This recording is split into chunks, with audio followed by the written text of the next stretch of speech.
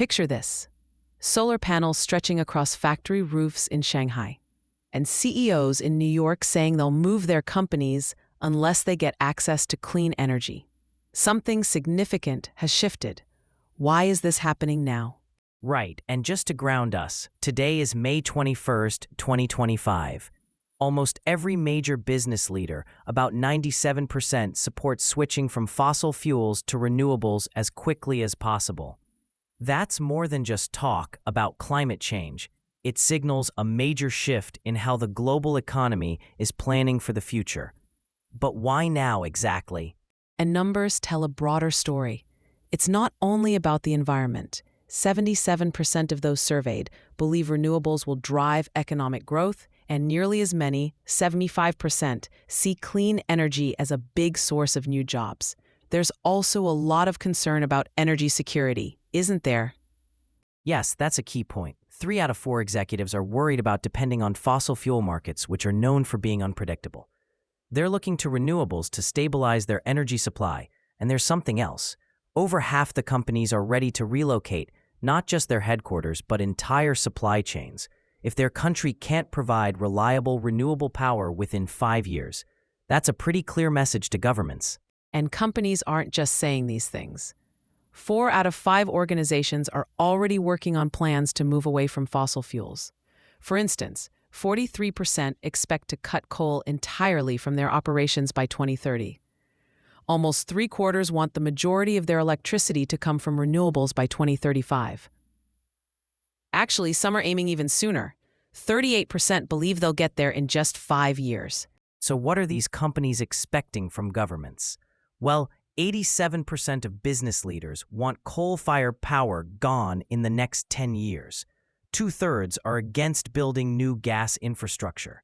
Instead, they're pushing for direct investment in renewables, improved grid systems, and more energy storage. Do you think this kind of pressure could push governments to act? It's certainly possible. When businesses say they'll move operations for clean energy, governments have to pay attention.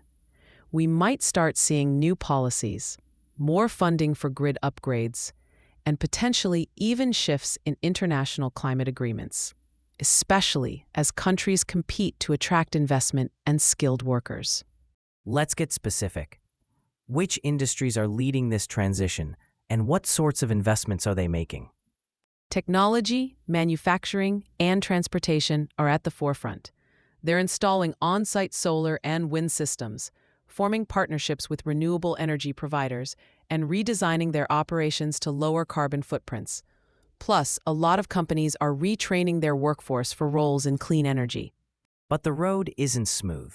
Upfront costs, integration with current grids, and even finding skilled workers.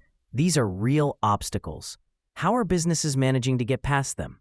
A lot comes down to creative financing, things like power purchase agreements and joint ventures. Companies are also using government incentives, such as tax breaks, and investing in training programs to close skills gaps. Working closely with energy providers helps them handle technical challenges too. This willingness to relocate for clean energy is already affecting supply chains and labor markets.